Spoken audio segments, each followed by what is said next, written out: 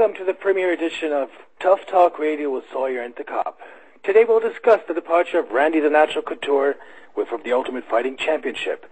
We'll preview this weekend's UFC 77 Hostile Territory, and we'll bring you all the latest news and views from the great world of mixed martial arts. My name is Oliver Kopp, and would like to introduce to you live from Sin City, Las Vegas, Nevada, our man on the inside, Mike Sawyer. How's it going, Mike?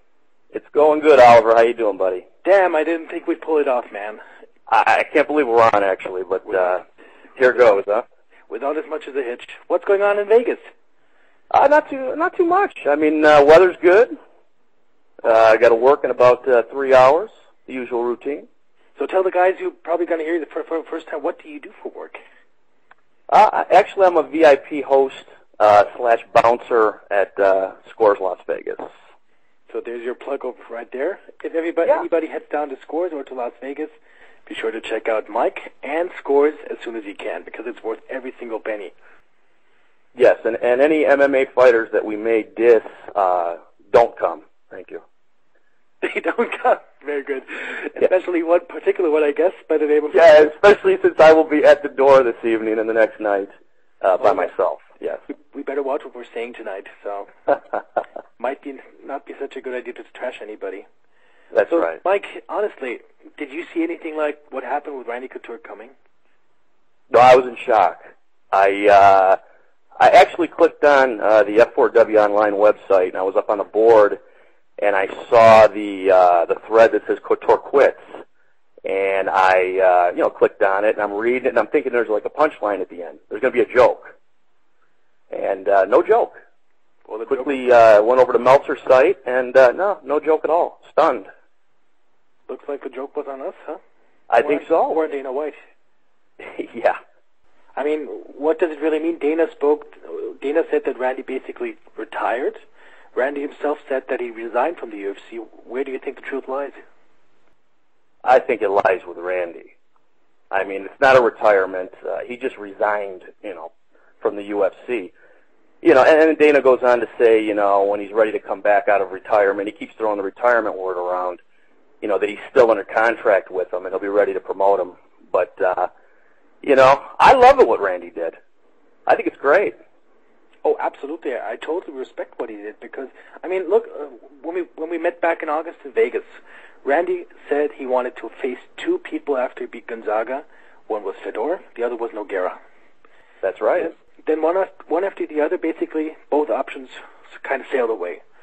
Yeah, I mean, he's just taking a stand, over what happened with this Fedor situation, and he wants to fight the best. It's not like he's ducking. It's not like he doesn't want to fight Frank Mir, or he's afraid of Congo, See, that's the point, because a couple of people have been, kind of talking back at Randy, saying that it was a bad thing on his part to just quit and walk away. Like, when Fedor signed with M1, people were saying, well, great, finally we get to see him fight again. And other people said, well, why sign with M1? He's ducking the competition. Because he's not going to get any good fighters over there, aside maybe from Josh Barnett. But with Randy, it's the other way around. He quit the UFC to fight the best because the UFC was unable to secure Fedor. That's right. And, and until we actually see or know what's going on with that contract, or behind the scene with him, it's hard to say exactly what the deal is with him. There's definitely more than meets the eye with this. Probably. I mean, what Dana was saying, and I think it's correct, he was saying that whenever Randy wanted something, he got it.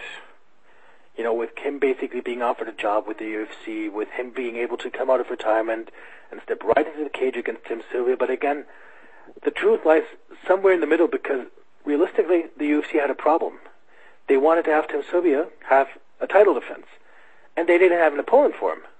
So basically, it was half like Randy was doing them a favor coming out of retirement. That's right. So this is going to be a pretty interesting thing. I guess it's going to boil down, on one hand, of course, it's going to boil down to money.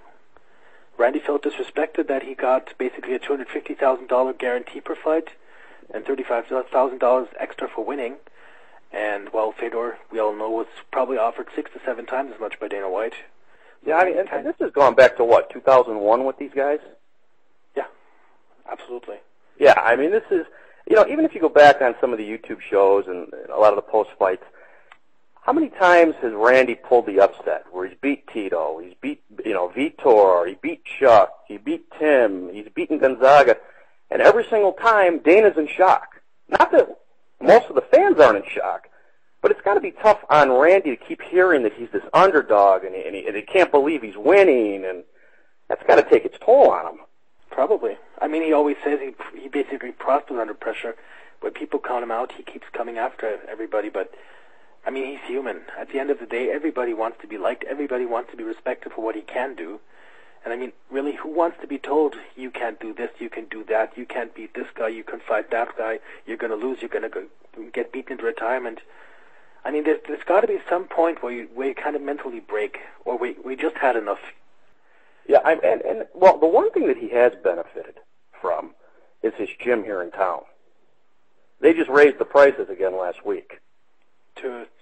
So this is like the monthly memberships and the yearly renewals. Yeah.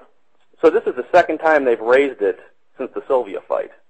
Is a personal training hour still $1,000, or has that gone up as well? No, that's still $1,000. But I think it's if you re-sign for a 12-month period, now it's more money. You can only go on certain days, And I believe he's got Dean Lister over there now as one of the instructors. That's pretty cool. I mean, yeah, that's a nice addition. He hasn't been so lucky with the guys he's been training, but at some point a guy's going to win who's been trained by Dean Lister. It's got to happen sometime. Yeah, absolutely. And I mean, what you also got to have to picture is the guys you're going to be training with are top notch. Yeah. Randy, to Forrest Griffin, to Stephan Bonner, to Mike Whitehead, to Ron Frazier, to even to Vanderlei Silva. Absolutely. I just saw Vanderlei last week at the gym. How's he doing? It's funny. He looked good. He looked very lean, and he was training arms over at the gym. Actually, I was training right next to him. I'm about 205. I'm going to say I'm heavier than him. I'd be shocked if he was 200 pounds. Does that sound like a good idea? Yeah, I mean, he looked in great shape, very small. Not the same man who fought Crow Cop, for sure. And but he looked very, very small, but he looked good. I mean, after all, everybody knows they didn't really test in Pride for anything. So no. Most of the guys who came over from Pride to the UFC got a bit smaller in the process. Look, even Nogueira lost some size. And he hasn't been known as a physical specimen. So then even Crow Cop's talking about he's got to put size on. Yeah. I mean, actually, the question he got asked was if he could drop down to middleweight, and he was like, well, I can't cut off one of my legs. But yeah, exactly. Actually, he's been talking about putting on 10, 15 pounds after his surgery. So, but again, personally, to me, Crow Cop's failure at the moment is more mental than physical. And it's been the biggest bust of the year. Oh, definitely for Dana. As far as what Dana's done, I mean, what'd they give him, $350? Yeah, talk about pissing away money. Yeah. And just because they didn't want to put him right in there with the champion. Exactly. They should have had him fight against his first fight in February. They should have had him fight that. And after he won, he should have gotten an immediate title shot. Yeah. Not a fight against Gonzaga in England. I mean, Dana said at the press conference after UFC 69 in Houston, everybody was snickering. Why Crow Cop was supposed to face Gonzaga, thinking that he was a joke. And Dana said, guys, Gonzaga, that guy's no joke. He can beat Mirko Crow Cop any day of the week if he's lucky. Absolutely. And he was right. Even in the fight with Randy, I think he's the one that gave himself the broken nose. Yeah, absolutely. I think he kneed himself in the face coming down. That's exactly what happened when Randy took him down. Yeah. He kneed himself in the nose, and that was pretty much the end of the story. Yeah, I'll tell you, if things don't work out with Randy, the guy who's going to benefit from all this is Andrei Arlovsky. Very true. I mean, he's... now here's a guy, what is he, the head of security for Springer right now? Yeah, true. What the hell's the matter with him? But here's a guy who's going to, what I think is going to eventually happen. When Randy comes back to town from Africa, I think he's going to be able to smooth this out with Dana. Some way, shape, or form, I think there's going to be something, unless there's something going on that we don't know about with the M1 or any of that. But I think what's going to happen is, I think no matter who the champ is, no matter who's around, I think that title is going to be defended in February here in Vegas. It's probably going to be interesting to see what they say about the title situation next Saturday, basically, at Hostile Territory. That's the whole thing. I would think Sylvia Vera would definitely be one of the matches. The winner of that maybe will fight Nogueira Congo. Yeah, possibly. I mean, who knows? And then you got Arlovsky. Hmm. They keep pushing the Congo fight back and back. Who knows? True. I mean, the thing with Arlovsky is, unless they sign him to a new contract, he's not going to get a title. Dana has said that made it loud and clear. And so far, Arlovsky hasn't been interested in re-signing. So what is he waiting for, that big offer from Bodog or from M1? Yeah. I mean, realistically, take the last 2 years. How much has Andrei Arlovsky's stock dropped? He went from champion to having a horrendous match against Sylvia in the rematch. Yeah. To having another horrendous match against Sylvia. To having a horrendous match against Fabricio Verdum. Where does it leave him? I mean... Well, I'll tell you, it all started with that little short uppercut he got in that fight with Sylvia. Holy hell. That was the beginning of the end for him. And now he's doing the Springer show. Have you seen any of the tapes? Not so far. Yeah, I watched it. He's got his girlfriend as a prop in the audience. Not too bad. And who wouldn't? But yeah, he's got his girlfriend as a prop, and they're doing little skits where he's taking his shirt off, and he'll be tossing midgets out soon. I'm glad he stepped it up in these contract negotiations. That's pretty cool. The funny thing is, if you look at UFC's heavyweight scene, they've got a lot of great fighters, but nobody right now seems to be right in a position where he could get a title shot. No, not at all. Brandon Vera, I'm sorry, he's going to have to beat Tim Sylvia, and he's going to have to win another fight to even be anywhere remotely close in title contention. Yeah. Same thing for Nogueira. I mean, he got lucky against Heath Herring. He was very lucky the fight wasn't stopped. He was very lucky that Heath Herring didn't pounce on him. Absolutely. He deservedly won the fight afterwards. Dana's better pray that Brandon Vera wins this fight. True. And to me, it's not a guarantee, because Tim Sylvia, I mean, he catches shit from a lot of people, but he's a damn good fighter. Nah, when we start to cover it later in the show, I mean, I agree totally. I like Tim Sylvia in the fight. Yeah. And I mean, honestly, I don't think UFC is gonna have a good solution to this, other than bringing Randy back and acquiescing to his demands. Yeah, they have to. But the question is, what does Randy want out of this? I mean, I could picture him trying to go to M1 to fight Fedor, if that's really what his heart is in for. Yeah. I'll tell you what a difference MMA has gone in the last year and a half. It went from Chuck Liddell knocking Randy Couture out of the sport, the biggest superstar, Chuck Liddell, losing to Rampage, losing to Keith Jardine. Now he's dropped. You got Couture, who wins the biggest fight ever, probably, with Tim Sylvia, the greatest comeback fight ever, and he then goes ahead and beats Gonzaga. He's on top of the world. Now him and Dana are playing games back and forth. If Chuck fights on the 29th and knocks out Vanderlei Silva, he'll be back on top. These two are just teeter-tottering and rotating back and forth. True. I mean, they could basically split the MMA world down the middle and just Chuck's going to rule one half of the world, Randy's going to rule the other half of the world. Yeah. But, I mean, in the minds of the people right now, would you think that Chuck Liddell is the bigger star than Randy Couture, or the other way around? I think just average. I'm going to say Couture is right now. Now in Las Vegas, even though the Extreme Couture gym is here, Chuck's the bigger star. Chuck is like Superman out here. He is? As far as the club scene and everything else. Yeah, but that's pretty clear. I mean, he spends half his time at the clubs. Oh yeah, more than half. Yeah. More than half? More than half. He probably had a couple of drinks the day before the fight against Jardine. Knowing Chuck. What do you mean the day before? He might have been drinking on the way in. Well, he kind of looked like it. I mean. Yeah. Chuck is great. I'll tell you, he throws some really good after parties. Oh yeah, I'm sure. I mean, maybe he should kind of sag into throwing after parties. Just skip the fighting and just go straight to the partying. Yeah. Well, right now, like John Lewis does that. Yeah. John Lewis promotes the after parties out here. Cool. So he's making money, and that's Chuck's boy. So maybe he'll bring Chuck in. But I mean, to give you an idea, the last after party I went with Chuck, I was lucky enough to get up and sit at his table, and by the end of the night, he was completely out of his mind. on whatever he was doing.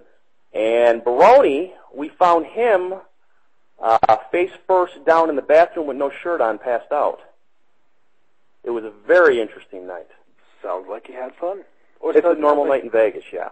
Sounds like somebody had fun with him. Yeah, well, yeah, I didn't want to think about it. Lehman was in the building that night. You never know. Yeah, it could have happened. I mean, those guys aren't really the best friends in the world. No, that's putting it mildly. To put it mildly, of course. Yeah, and I saw Phil yesterday. Yeah? How's he doing? Yeah, well, here's the thing is, I saw him, let's see, Monday, I saw him Friday. I've been inviting him up to Scores. He's been coming up. I'm going to see him tonight for the Monday Night Football games. He comes up there because One Kick Nick, who's one of the trainers, trained a lot of the UFCs. He's got his own gym out here. He's one of my managers now. Mm-hmm. So Phil, now we're seeing like Jay Huron and Joe Stevenson and Baroni, and these guys are coming in. Phil's my buddy and all, but a little out of shape right now. Yeah, give him his due. I mean, after he showed Bill Goldberg his dick a couple months ago, he's probably going to have to. Yeah, I'm going to say Phil's probably 215, 220 right now. Yeah? Oh, yeah. And he's he's probably around 180, 185, is he? Yeah, he fights at 185, and I'm going to say he's naturally 200. 200, wow. Yeah, I'm going to say he's naturally, but he's a little bloated right now. He's a little big. To be honest, I've always wondered how this guy passed his drug tests. I mean, if I've ever pictured a guy ripped to shreds like him in some fights, I would have never thought he could pass a drug test. But same thing with Houston Alexander, and he passed his in London. Yeah, well, Phil must consult with some pretty smart people. Probably. You want to move on to UFC 77? Yeah, let's do it. I think we've covered basically all there is to cover at the moment about Randy Couture, so we might just as well jump ahead. UFC 77, hostile territory. I'm going to ask a big question right in the beginning. Does Rich Franklin have a snowball's chance in hell against Anderson Silva? 99.9 no. But this is 2007. So anything is possible. We've seen pretty much every crazy thing happen this year. But, I mean, the way I look at it, and Silva's a small favorite in this fight. But, he's better in every area. His stand-up, his jiu-jitsu, his Muay Thai, his wrestling. And when you watch him fight, he's almost like a ballerina of destruction. He makes it look graceful while he's beating your ass. And anything can happen in the fight, Franklin took off from Cincinnati. There's going to be a ton of pressure on him. It's in his hometown. And he went, I think he's in the mountains in Wyoming for this fight where he actually went. And I got to be honest with you, he might just want to stay there. Yeah. I see Silva winning this by TKO late in the first, second round. Yeah, sounds like a plan. What really scared me is hearing about how much Rich Franklin has been concentrating on working the clinch. That's scary. I would never in a million years want to get into the clinch with Anderson Silva. No. The one weakness he's shown is he's somewhat prone, Anderson Silva, he's somewhat prone to being taken down. Travis Lutter basically took him down at will. Mm-hmm. But if you have him down, what are you going to do? The guy's so dangerous on the ground, his long spider-like legs. He's probably got the worst triangle in the entire division. Yeah. I don't know what the game plan is. Run? Yeah. I don't know what he's going to have to do. He's going to come in shape. You never that know. Part we do know. Yeah, that's true. And the thing is, he wants to keep his title. Yeah. You probably noticed how pissed he was at Travis Lutter back when Travis Lutter didn't make weight. He felt disrespected by Travis Lutter not making weight, by not taking this seriously, and he made him pay for it. Yeah, that's right. All the pressure is on Rich Franklin. True. This is in his hometown. Yeah. If the fight was in Vegas or anywhere else, but this is in Cincinnati, man. This is, he's got a tremendous amount of pressure on him. And plus, he's fighting a guy who's already kicked his ass. And pretty badly at that. And badly. Rich Franklin had no offense whatsoever against Anderson Silva last time around. No. No, he did nothing. And what really sucks for him is I mean, Rich Franklin is in a pretty bad contract still.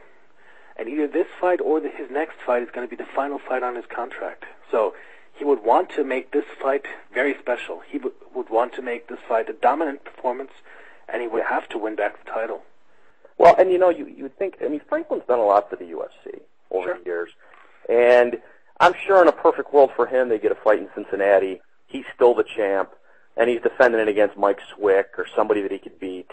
And he's the hero. It's a big night for him, and re-sign, and we're all set. But that's not the case.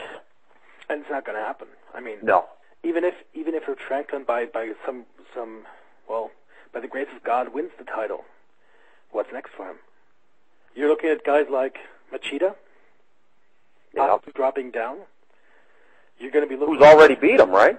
Yeah, he's beat him before. On the UFC show of 2003, I think it was. Knocked him out. Lost by TKO. Yeah. And who else do you have? Might have Dan Henderson. Very bad. Well, you might. I mean, he's already turned down the contract extension. True. So, who knows? Yeah. It's going to be interesting. It's going to be interesting because, it's always hard to come back from such a loss. Yep. And Rich looked great against Jason McDonald. He basically obliterated McDonald. He did not look good at all against Yushin Okami in Belfast. No, almost got submitted. Sorry? He almost got submitted. And that pretty much sucked to be honest. Yeah. You know what? I'm seeing that we have Ed from San Antonio who's trying to call in. I guess I'm going to put him on for now. Should be great. This should be Ed, are you there? Yeah, hello, can you hear me? Yes. Hey, Ed. Well, I just want to talk about, I'm glad you guys are doing this show, and we get some credible mixed martial arts reporters reporting from the website, not like that hack who I won't name, Mike Coughlin, but, I hope you guys kick his ass and blow him out of the water. It's not going to be a competition, It's for the fun. We're not trying. It's an interesting, Mikey is, I think it's two different shows. I think, Mikey's not really a news guy. He's not going to really give you any, but he's really good at covering his analysis and everything. He's really good at the fights. It might be a little different kind of show, especially in the upcoming weeks when we get some of the porn stars and some of the people on here.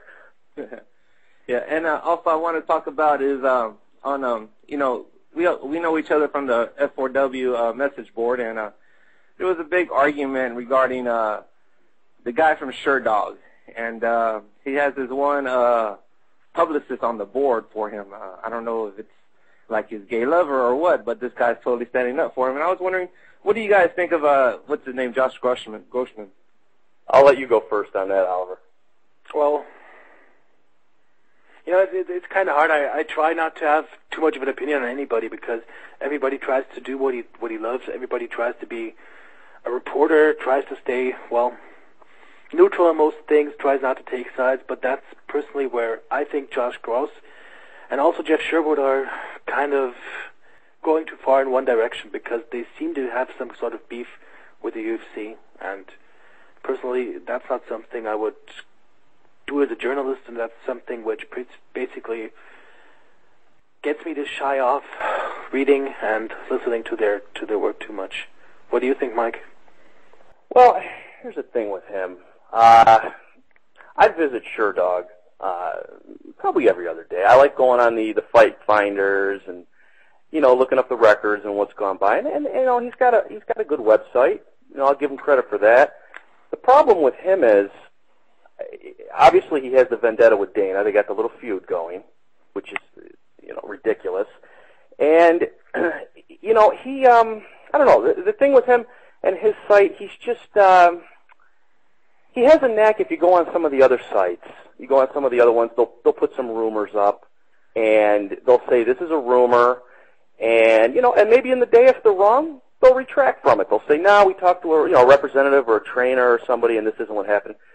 Josh Gross and them just seem to put up whatever the fuck they want, and they keep it up, and they're usually 3 or 4 days late. I mean, I'm still waiting for Diego Sanchez BJ Penn fight that they had up was supposed to happen. I'm still waiting for that fight. So Ed, what's your take on Rich Franklin and Anderson Silva? Oh, you're asking me? I'm asking you, Ed. Yeah, actually, I'm gonna have to go with against 99% of everybody. I have a feeling somehow, some way, Rich is gonna pull it out. I don't know why, but yeah, I have a funny feeling he just might. I think he might, even if he just has to take him down and just hump him for 5 rounds. I just have a feeling. I don't know why, but I just have a good feeling that Rich is gonna win. I know that's gonna make Anchor very happy, but yeah, I think he's gonna take it. Ed, can I ask you a personal question? Sure. Did you hit that bong before you called? Yeah, well, actually I was, so that might be what it is. Well, actually, it's great to see somebody supporting Rich Franklin right now, even if you're in the minority. And again, the year 2007 has been a year of upsets. So, yeah. Anything else, Ed? What do you got going? Well, no, I haven't got too much. I was just wondering, Mike, how's my the future Mrs. Ed in San Antonio doing? She's not cheating on me or anything, is she? Oh, you're talking about the lovely Ty. Yes, I am. Entertainer Ty. Well, I don't know if she's cheating on you, but actually in the last week, she has a friend that she uses and dances with her, and they're like a team now. Oh, really? Mm-hmm. I see. Wow. It getting So she may be cheating with you with the opposite sex. Well, I can forgive that. Okay. So what's her name? The new one? What's her name? Oh my God! I know it rhymes with Ty, and It'd be funny if it was like they could be like Ty and Ty, like the old group from WWE. Well, after 4 or 5 Bloody Marys, I think she acts worse than that. Believe me. Cool, man. Cool. In fact, you got anything else? Yeah. Well, after you telling me that story, I'm picturing 2 little Asian girls, so I think I need to go because I think it's time to masturbate. Oh, that's cool. You have fun doing that, Ed. And it's great to have you. Ed, God bless you. You have fun, buddy. We're going to have Ed back on next week. He's going to be back. The so-called mullet minute, I'm sure. Absolutely. I mean, he's a great character. There's somebody else waiting on the line. I'm going to get him in right now just for a second before we go on with UFC 77. Hello, caller. You're on. Who are we speaking to? If I'm on, it's Brett from Maryland. Enemy on the board. Oh, cool. Oh, chill. So, great. You have me following Ed. This is wonderful for me. He's doing his best Nick Diaz impersonation, so that was fun for everyone. That's right. Oh, jeez. No sodomy today, so we're good. No, he's not sodomizing Meltzer, so it's all right. Oh, well, that's good news. He's not living in his coattails anymore? No. Okay, good news. Oliver, I was wondering, do you have any information on the deal with M1, like who this mysterious American buyer is? The funny thing is everybody keeps talking about it. Yeah, exactly. Everybody. But nobody has anything substantial on it.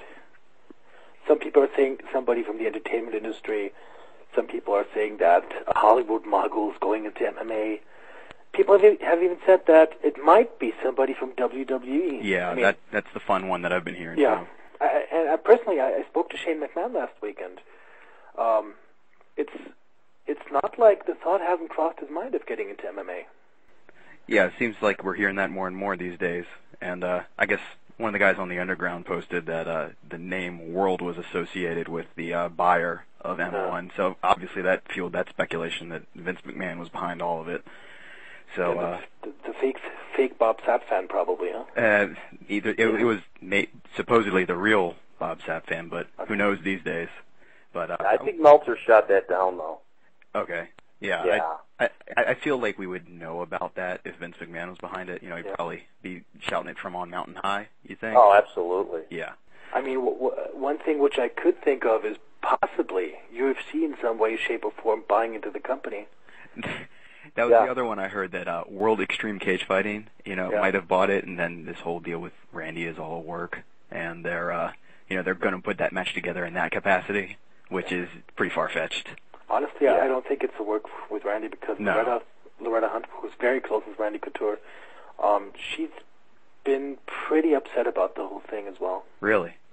Because, well, obviously, I mean, with Randy Couture being out of the limelight right now, his autobiography is going to be coming out in a couple of months, and he's going to need a platform to sell it, Well, don't you think this story now is going to fuel the autobiography sales? I mean, when is it scheduled to come out? Actually, I don't think so, because the problem is, if you're not an MMA fan, you're not going to be aware of Randy Couture's biography even coming out at the moment. Well, that's a good point. So he's going to need a platform of sorts to promote it. He's going to need to have something which is on television, a vehicle maybe on pay-per-view where he can basically hard sell his autobiography every month. Yeah, that's a good point. So personally, honestly, what would be so bad for Dana White and for the UFC to buy into M1? I mean, if they have Fedor under contract, which again has not been proven in any way, shape, or form, they could get Fedor basically through a share agreement.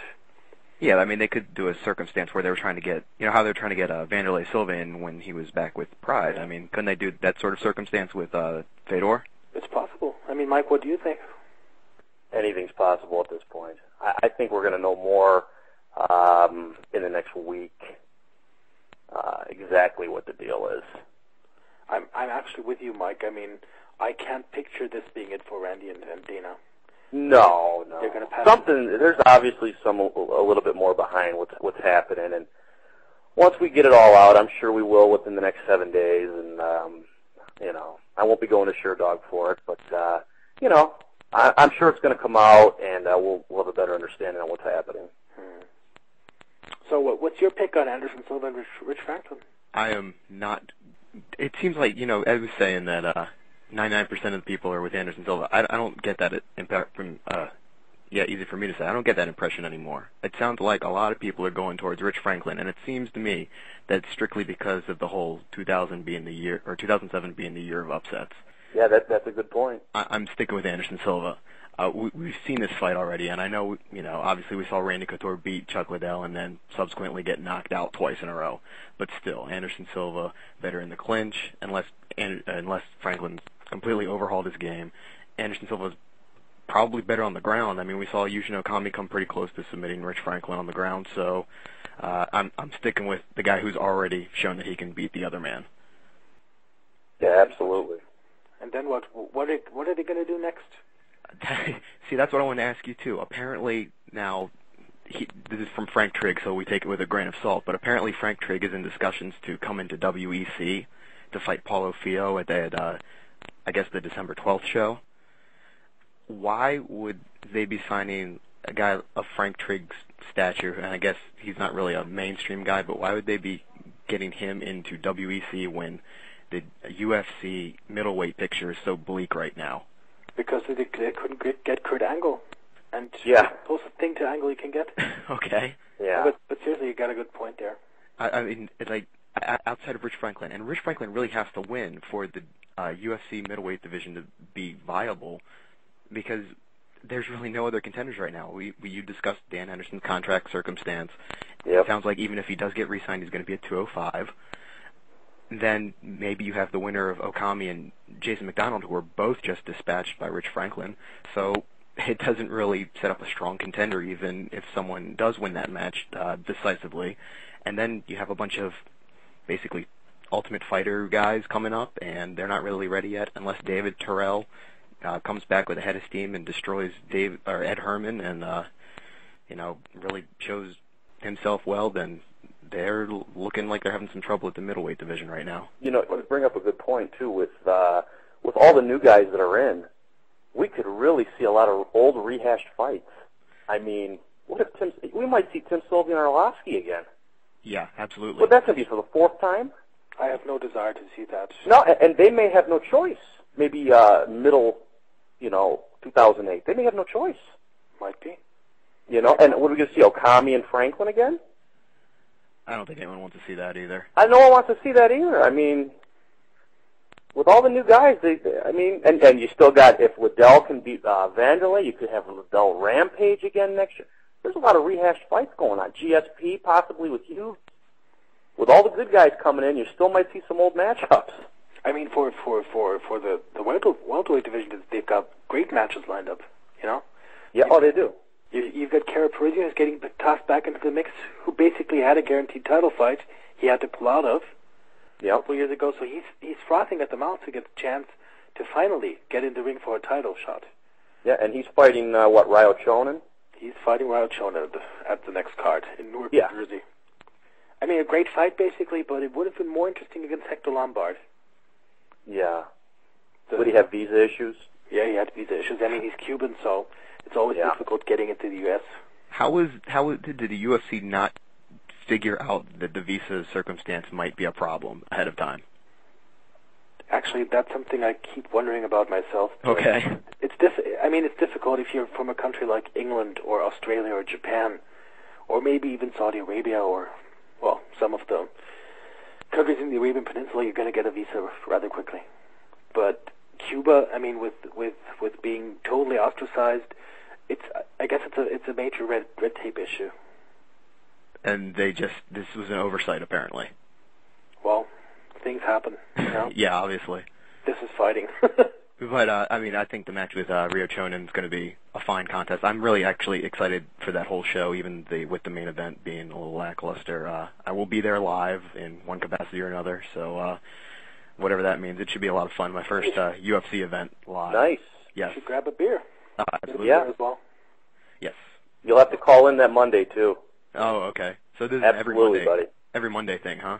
Buddy. Yeah, well, you're going to, after the show for sure, too. Oh, yeah. Definitely got to call in and give us the live. Well, I'm going how to it was there live. I'm going to have to cut you off, though, because we've Sure. got another caller waiting in line for 5 minutes now. And Thanks for calling, though, buddy. All right, absolutely. Thank you so Take care, much. guys. And you have All a right. good day. Take care. Hello? Hi, Yeah. this is Tough Talk Radio. Who are we speaking to? This is KZ from Rubber Guard Radio. What's going on, guys? Hey, cool. Hey, what's up, kid? Thanks for calling, man. I'm just calling up on my lunch break. I do want to talk about the Rubber Guard Radio dumb shit of the week. Bill Mahood. Did you guys see he tested positive? Oh, again? Yeah. Yeah, he's for the Strike Force show. Oh, great.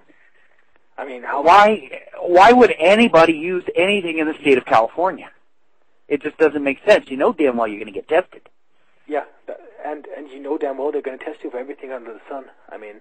Well, and the Playboy Mansion might not be the best place to hang before an event. Yeah, no, Before you're going to be drug tested. That's not a good thing. No. I can't wait for the DVD release of that show. It should be Seriously? fun. It had the most hideously boring fight I've ever seen. Wow. You know which one I mean? Try me. Try the first one? All of them. What I heard, they all took a dump in that show, but hopefully they can get shit together for the next San Jose show. Yeah, But, hey, take the next caller, guys. I just wanted to touch base real quick on my lunch break. Cool. Yeah, thanks for calling in, man. Thank you so much. All Take right. care. Later, guys. Bye-bye. So then it's back to the two of us because we still have a lot of UFC 77 Yeah. video. So now we're on the Tim Sylvia fight. True. I mean, we touched upon it a couple minutes ago, but honestly, I have a feeling this is a pretty bad fight for Brandon Vera. I can't tell you why, because he's been fantastic, beating Fabiano Scherner, Justin Eiler, Asuario Silva, and of course Frank Mir. But it seems like it's kind of a step up for him to go against Tim Sylvia. And I'll tell you what it is, too. For me, personally, is I think if the fight would have taken place a year ago, I think Vera would have upset him. True. I think it would have been his time, but now he's got an 11-month layoff. I don't see it happening now. And with Tim, I mean, every time you count the big guy out, more than likely he always comes through. I mean, he's one of the most hated guys, but the guy's driven. He's got a huge heart. And I just think that Vera's inactivity is going to hurt him. I think Tim's going to come back strong, and I see Tim knocking him out. Looks to me that's a very plausible scenario. I mean, look, he got his ass kicked badly by Randy Couture. He's got to have this fire inside to come back and prove everybody he's not this one-dimensional fighter. And he's done it before with Arlovsky. Everybody turned their back on Sylvia, and he came out and knocked him out. He took that huge right hand that would have killed anybody, got up, and then knocked out Andre and ended his mystique. True. So anything is possible. I'm not saying I'm a big fan of Tim, but you got to give him credit. And I have to be honest, I mean, many people totally undersell him. He's good on his feet. As we saw against Monson, he's decent on the ground, defending against submissions. Mm-hmm. And I mean, he's a veteran, and he's only lost 3 fights in his career. Yeah. To Frank Mir, Arlovsky, and to Couture. I mean, that's a pretty good pedigree. Yeah, he got his ass kicked in 2 of them, and the Mir fight was he didn't give up. Sure. Matter of fact, he was in the middle of trying to powerbomb him when they stopped it. That was probably the sickest thing I've ever seen in MMA. See bones pop. Oh, sickening. That was bad. But again, I mean, something that I've been wondering myself, as Brandon Vera, Dave Meltzer reported on it last year, he wasn't too keen on fighting Tim Sylvia even back then. No. So, what's the story there? Again, I think Sylvia's going to be a little hesitant to say that Brandon's small and he's big, considering he used that for that analogy for the Randy fight. Yeah. But like I said, there's just something about it. Vera's so talented, but he's taking time off. He's going to run into a very angry giant, a very angry man. You know what? If he's going to manage to slay the giant, he should be in a title fight. Absolutely. But if it goes to decision, I think the experience of Tim Sylvia is going to reign supreme. Yep. Absolutely. Vera's going to have to use his feet. True. He's going to have to he's going to have to do a lot of leg kicks on Sylvia, cut corners on him, move around, and he's going to have to try to chop him down. He's going to have to duplicate the fight Randy Couture fought. Absolutely. I mean, look at how great Randy looked on his feet against Tim, but how much of that was because of Tim's back injury, which has now... And not to mention that very first punch, I think, destroyed him the entire night. True. I mean, if you get off on the wrong foot like this, it's going to be the story of the fight. Yeah. And I don't think anybody can duplicate that game plan that was against Tim Sylvia, but that was... I actually don't think it would work for Randy again. Tim Sylvia would not be taking him lightly anymore. No. And like I said, his back, again, we'll give Sylvia credit. Yeah, he had a back injury, but his back had nothing to do with that first overhand right. Nothing whatsoever. Nothing whatsoever. But he got cracked. Yeah. And but I just see him bouncing back and doing it again every time I want to count him out. He did it to Arlovsky. I can see him doing it with Brandon Vera here. There's just something about this fight. True, and I have to say, I could see a worse guy than Tim Sylvia being in the title fight again. I would personally love to see him fight Randy Couture again, but I know that I'm pretty much in the minority on that one. But I would also love to see him against, for instance, Nogueira. Yeah, it's just something. There's been a lot of talk in Vegas here too, at the different clubs and stuff that. This is interesting. Win or lose. Now, obviously, with the whole this was before Randy, this whole scenario. But win or lose, he's going to get Mir again early next year. It's going to be Sylvia and Mir again in the rematch. What is that? Now, of course, that's going to change with Randy being out of the picture right now. But I don't know. I mean, Sylvia, I'm not counting him out. Me either. But that will be a horrible match. I mean, what's the upside if he beats Frank Mir? I mean, almost everybody has. Yeah. And if Frank Mir beats him, what's the message? Yeah. They destroyed Tim Sylvia by booking him against Frank Mir possibly, because he. And Mir wanted Congo bad. Oh, have fun. Yeah, have a good time with that. Get him to the ground, submit him, and you're good. But if it lasts and if it stays on the feet, he's gonna kill. I just have this image of the fight starting, Frank doing his normal southpaw leg checks, going in for a takedown and just catching a knee to the mouth. But again, if he gets Congo down, I think he puts him away if it's in the first round. Yeah, but neither could Couture, could Crow Cup. Crow Cup got him down and couldn't do shit on the ground against him. It must have been that deviated septum he had, right? Probably, or the missing balls. Yeah. But again, that's a totally different thing. So how about Alvin Robinson and George Gurgel in the lightweight division? You know, this could be one of the fights of the night. True. I mean, it really could. You know, George is coming off a couple of wins. Robinson's coming off that loss to Ken Flo. And I can't believe I just said that, but Ken Flo. Both are tremendous on the ground. True. Now, you know, George Gurgel has this little complex that he likes to stand with everybody. And, you know, I actually, I listened a little bit to what Coughlin had to say, and I agree. This may work in his favor for this fight. Because he should be able to dominate Robinson on his feet. He should, but he should. He shouldn't take him to the ground. No. Robinson is known for his rear naked chokes. Absolutely. And that's something George Gurgel does not want to get into. No. And this could be the fight, one of the fights of the night, I think. This could be the sleeper. The one thing which I'm wondering is, I mean, George had a great fight against Diego Saraiva back in July in Sacramento. But, I mean, normally when either Rich Franklin or George Gurgel fight, they basically train each other. Right. George trained Rich for Belfast, and then immediately afterwards, Rich trained George for Saraiva. But this time, who took precedence? Is it going to be the guy in the title fight who got the majority of the training? Did George Gurgel even get good training leading up to this fight? Yeah, and George Gurgel's a weird guy because the fights that you think he's going to win, he doesn't. True. You know, and the fights that you don't think about, then he looks great. True. So this could go either way. If it goes to the ground, they're both very, very good. Alvin Robinson's he's a big guy for that weight. Yeah. I'm gonna go George Gurgel. I would have to agree. Because George, for all his trying to stand with his opponents, his best weapon to date has been the guillotine choke.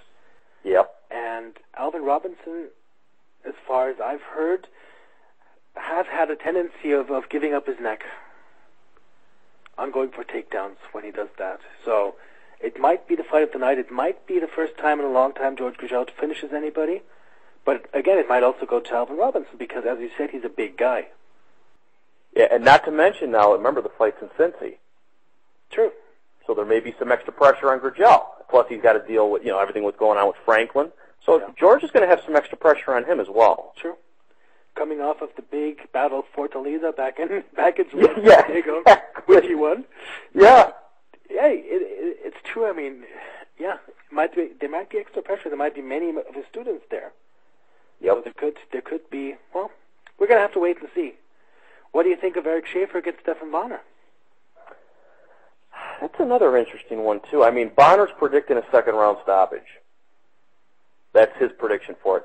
I mean, Schaefer's coming off that loss to Bisping, and Bonner's coming off the win over Nichols.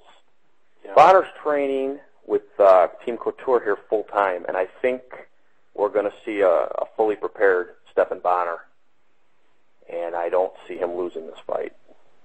True. I mean, if you look back at his career, he kind of totally changed as a fighter after coming to Extreme Couture. Yeah. If you compare him before steroid suspension, just edging by Keith Jardine by decision in a fight many people thought he lost. Yep. Losing 2 decisions to Forrest Griffin, dropping a decision to Rashad Evans, getting finished by Lyoto Machida. I mean, I see a definite change in his style. Well, he was going around from town to town, training a week here, a week there. Yeah. That's just not going to cut it. It's not in this. No. So now he's in Vegas. He lives here, and I can't think of a better gym right now to be training at. True. So I think this is going to help him. I think he's going to be fully prepared, and I see the stoppage just like he says. True. I mean, I hate to say easy fight, but Eric Schaefer looks to be the safest opponent they could have gotten for him.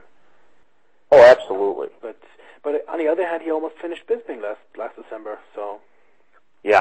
Well, Bisping's almost finished in every fight. Yeah. And I hope he's going to be finished in November. I hope he's finished for good. It's probably not going to happen. He's too much of a good fight in England.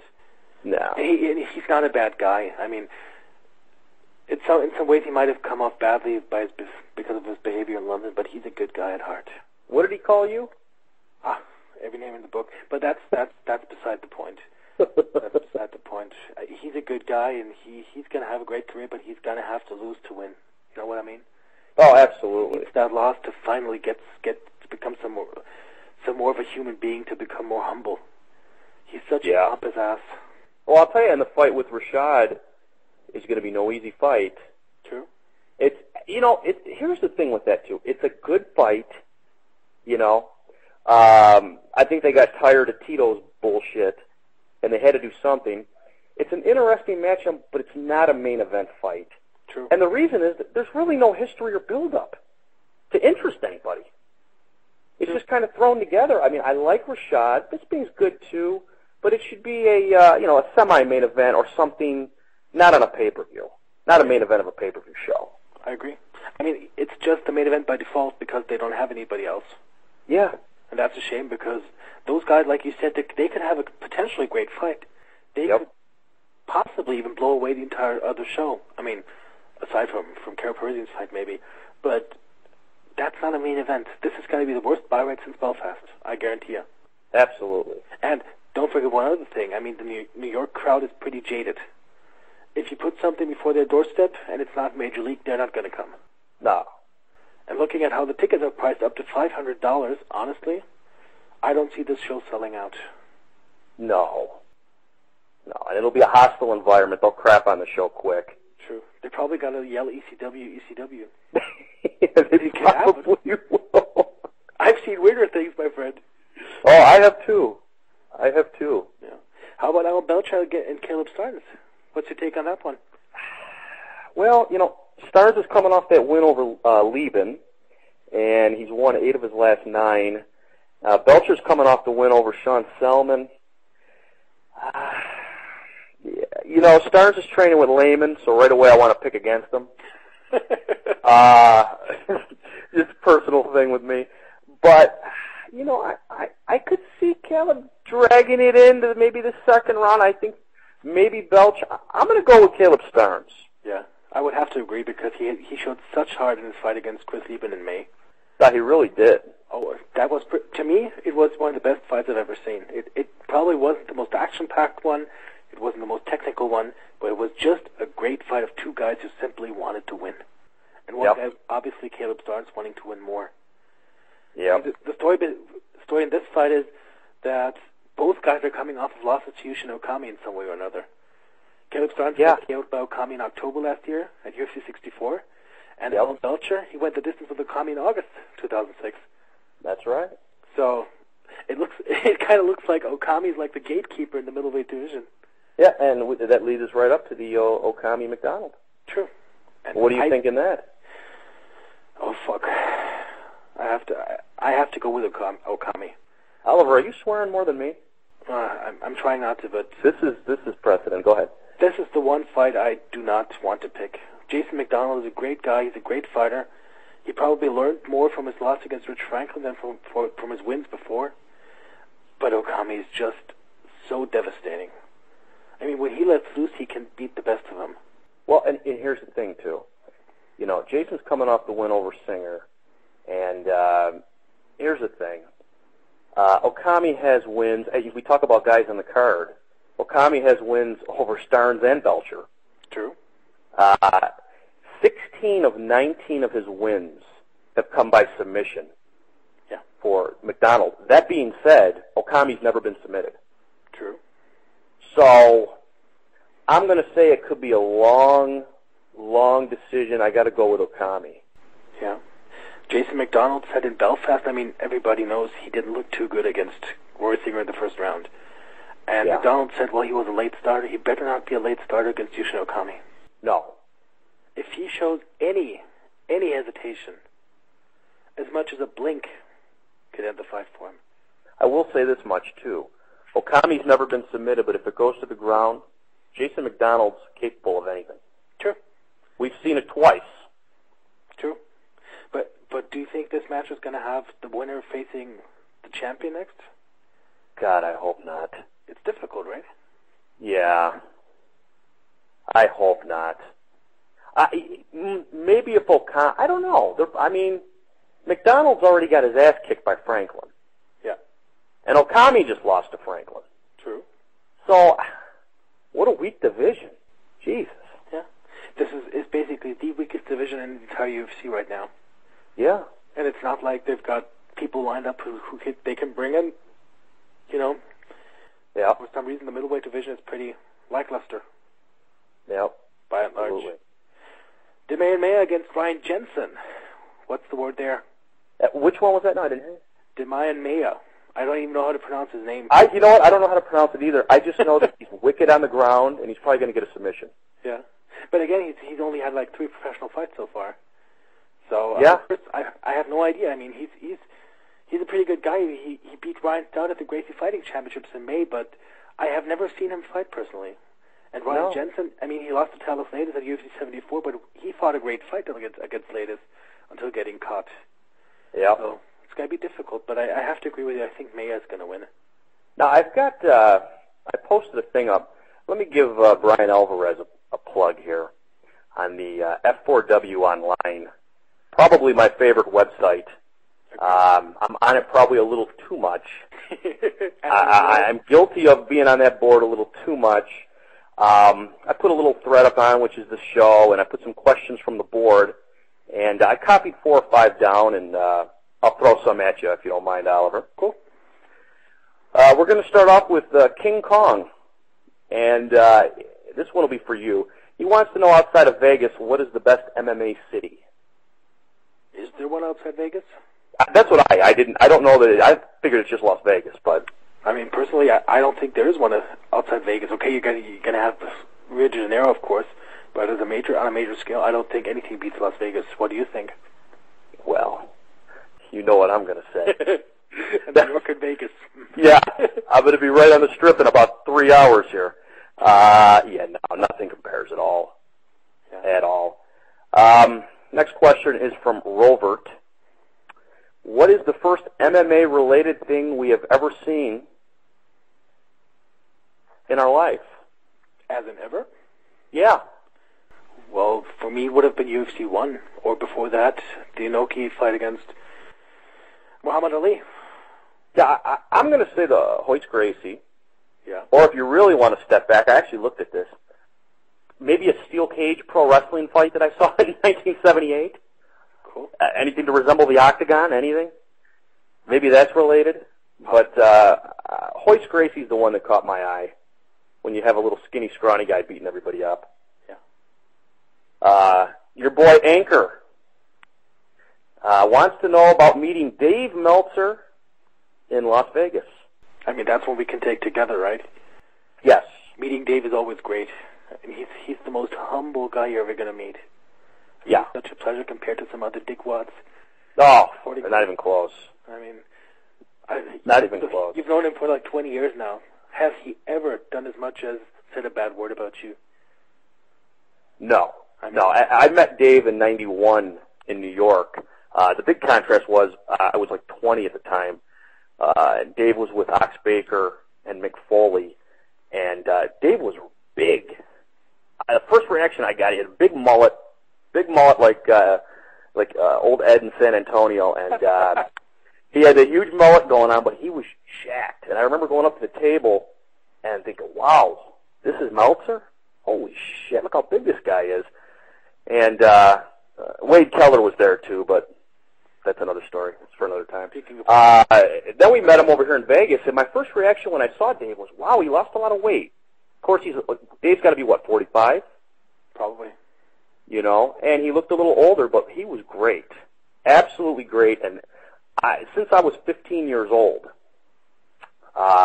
which was 21 years ago, the majority of my news has all been Dave Meltzer. Is all credited to Meltzer. Yeah. It's not even up for debate for professional wrestling. You know, not even up for debate. Now, as far as my favorite writer, I favor Brian only because we're similar with our attitudes and maybe styles of writing and the way we think. But as far as giving news, and I mean, Meltzer's been the Bible forever. What is funny is I can't even think back so far to a time where I didn't read The Observer. I've been a subscriber since 1985, to be honest. Yep. Honestly, going forward, if Dave stopped doing The Observer or handed it off to somebody else, a tradition to me would totally break. Oh, absolutely. It's really something hard to describe because, I mean, many people are going to go, well, it's a newsletter, get over it. But no, it's a part of culture. I kind of feel like The Observer grew with oneself, you know. Yeah. I started as a wrestling fan. I went into sportscasting in Germany, a broadcasting career, and The Observer has always been there, guiding the way. Oh, absolutely. Then going absolutely. Going into it's always there's going to be a lot of sad people when that day comes. True. It's going to come eventually. Yeah. I mean, David's there's going to be a lot of sad people for that. True. He's such a dedicated guy. Yeah, there'll be one person who's not sad, and that'll probably be someone like Wade Keller. Well. And, the first time I see anything printed, I think I'll take a plane to Minnesota and beat his ass. Yeah. But that's another issue. Let's get to another question here. Macam Man, well, I believe is Ian Hamilton. Yeah. On the board. Got a question for you, Oliver. The worst UFC facility in Europe? Of the ones they've been at so far? Yeah. I mean, come on, by default. Seriously. Yeah. They've only been in Belfast and Manchester and London. Or, of course, it's Royal Albert Hall a couple of years ago. If I have those four as choice, I'm going to have to go with Royal Albert Hall. But it's like the recent stuff, well, it pains me to say it, but it has to be Belfast. Not because it was a bad card, not because the fans in Belfast were great. I mean, absolutely. They were respectful. They did everything. They made a fucking bad show. I'm sorry to say it, passable. Yeah. Now I just happen to be looking on this. How much time is left on this show? No, we're actually running over, but it's no problem because we're running over. While we're off the air right now, we've been for 60 seconds. Everything is going to be recorded and it's going to be available in the archives. So don't worry about that. Ed in San Antonio, by the way, he put me up to this. He told me that we can go on and on. It's not going to matter. Oh, really? Okay. Well, I probably got at least another 5 minutes before I got to get ready for work. But that'll bring us to Wad Burkrate, who the question is, how great is Frank Shamrock? Which is a little sore spot with me. But you know what? I'm going to go say he is great. He is a master at self-promotion, and he understands the business.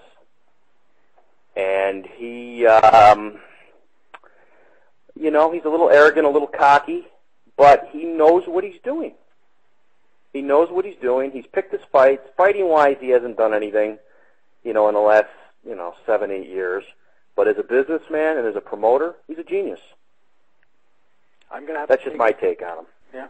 I'm going to have to take a page out of Austin Powers' book. He's a master baiter. Yeah. He can draw in people. Yeah. He starts working feuds over the internet, over MySpace, over whatever way or medium he can get back or get at. He's like the younger brother, half brother of Ken Shamrock, but he's like Ken Shamrock times 10 in terms of self promotion.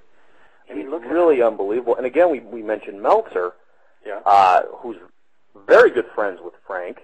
Yeah. And I think Frank's learned a lot from Dave. Possibly.